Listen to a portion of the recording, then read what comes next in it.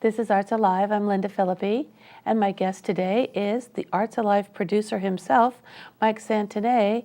And I don't know if you know this or not, but he's also an accomplished artist. He's a potter and works in clay. So welcome.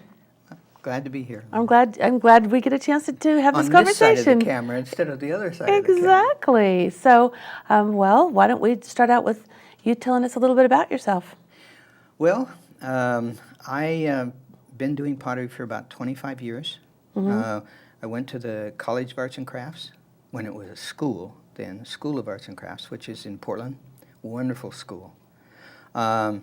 Used to take my vacations from work and go up there for 2-week sessions with renowned potters from all over. And for 10 years I did that. I retired, and then I was ready to just do pottery.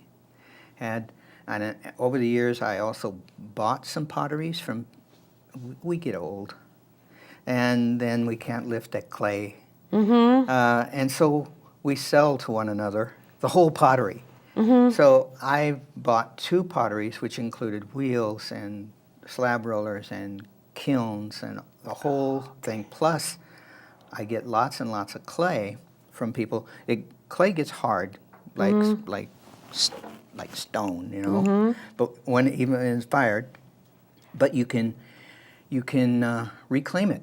All you have to do, unless you fire it, all you have to do is get it wet, and then it turns into soup. Then the water evaporates out. You wedge it, and you're ready to make cups and bowls and whatever. Okay, yeah. So I have about 4 tons of stone hard clay every summer, except maybe this summer I've only been able to. I take a sledgehammer and I put it out in the patio, and I slam the sledgehammer into this clay into little bitty pieces, and I put it in a big bucket. Turns into soup, clay soup, and I pour it onto a screen, let the water drain out, wedge it up, and so I haven't bought clay for years and years and years. Oh, how interesting. And I have a really nice studio. We live out in Carlton. You do have a nice studio, yes. I do have a really nice studio. And so we started, we moved there, we bought the place in 2000, and we moved there in 2002.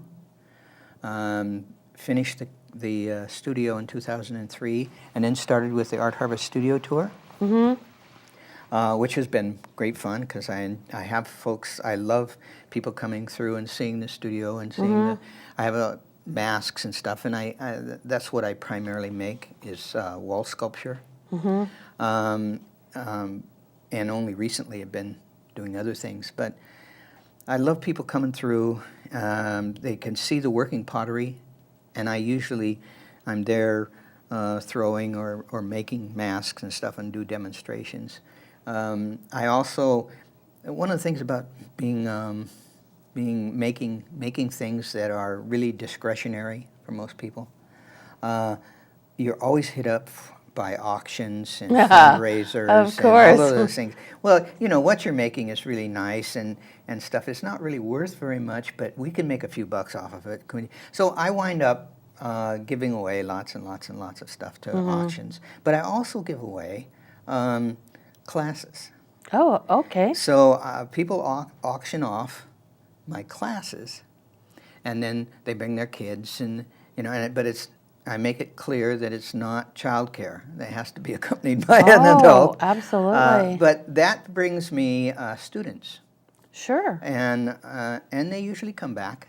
And so that's one way that I've been able to augment the income from art. Really a poor person's endeavor unless you're really lucky. So I augment my income with teaching. And I go into the schools. Sometimes I get a little pay, but most of the time that's also gratis and volunteer. Because and I'll go into the 4th grade and we'll make masks, or I'll go into the 6th grade and we'll make. I went into 6th grade, was it last year, and they were studying Egypt. So I brought in what's called Egyptian paste, which is a paste developed in Egypt. It's a real low fire thing that the kind of stuff that they make scarabs and jewelry Oh, and those okay. things out of. And we made eyes and various symbols that the Egyptians. So we finished the eyes, and I brought them back in all fired and ready to go. And we were talking about Egypt and the importance of an eye. I said, well, what's important? Why do the Egyptians think the eye is so important? It's the third eye. Yeah, one little kid says, I know. I know, oh, what? Is it so they can see? And all the other sixth graders went, oh, no. But Yeah. it was, they groaned. But anyway, so it's really fun to do those things. Oh, sure. The other thing is I have a fairly large studio. So, and in this area, there are very few community places to do pottery. Well, pottery's messy. It's messy. And really messy. Yeah, it's not something that you can do in the extra bedroom. No, you have it all over the house. Exactly. There's mud everywhere. Yeah. So I have another thing I do is I have an open studio, and what that means is, this usually happens from when I have a student who wants to keep doing it, but I don't want to keep teaching it because it's you don't want to do assignments. The thing about pottery is, assignments are good to start with, but there isn't like a lot of craft, a lot of things you do where you have to learn kinetics, learn with your hands. You have to do it and fail and do it some more, and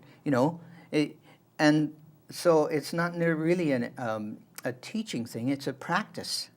So the open studio process means that, and I've had some people now for a couple years, where they'll come in usually after a class or two, and they can use my studio. I'm there. It's usually these days it's been Mondays, and I'm there from 9 in the morning until 6, 7 at night, and they can come through that time period and spend 2-3 hours, and they work, and basically they'll work on a wheel, or they'll trim, or they'll glaze, and I'm there to answer a question or two. But most of the time, I'm working too. Because you have more than one wheel. Yeah, I do. Okay. I have more than one wheel, and I have lots. Again, back to those potteries that I bought. I have materials to make all my own glazes and stuff. Enough for somebody will buy them all from me. I have lots. So I make glazes. I make my own glazes and stuff. Like this. This is a glaze that I've made. It's a high calcium glaze, and one of the things I've been doing recently is cups and Now, bowls. is that from a wheel, or is that? This is from a wheel. Oh, okay. It's just a little glob instead of a big glob. It's a little glob. Okay. This and the glaze. The thing about pottery is it's not just visual, but it's physical. I love pottery, and I think want- that's why, because, it feels good. It's, You run your fingers over it, and you touch it, and it's got all these little and that lumps. glaze, And, you I can love feel it. It's kind of a buttery glaze. It's It's something. really smooth, yeah. It's a nice buttery glaze. And I love so pottery. I'm really having a lot of fun experimenting cool.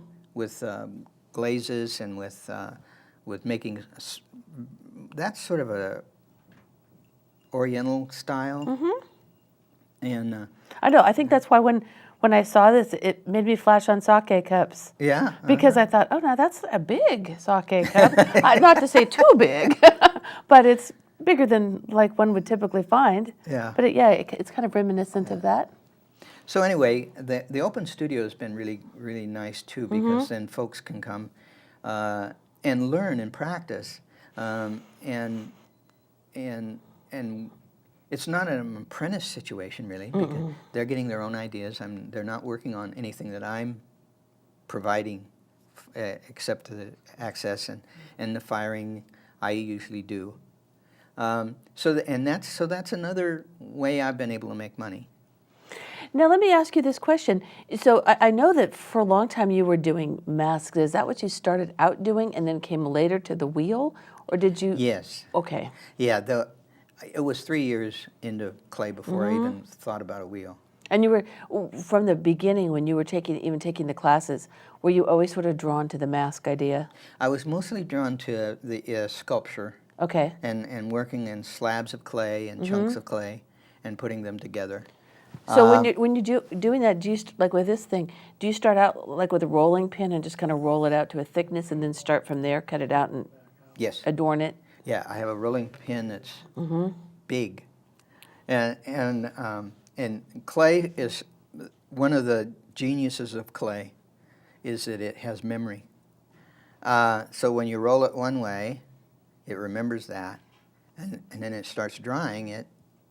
So you have to, when you roll out clay, you have to keep moving it around so that it stretches and doesn't, Kind of like pie dough. pie dough. Because you know pie dough, yeah. How interesting. Similar kind of thing, and the problem with clay is sometimes it doesn't remember what it remembered until it gets fired, and then it's like, so there's working with clay is also a exercise in humility.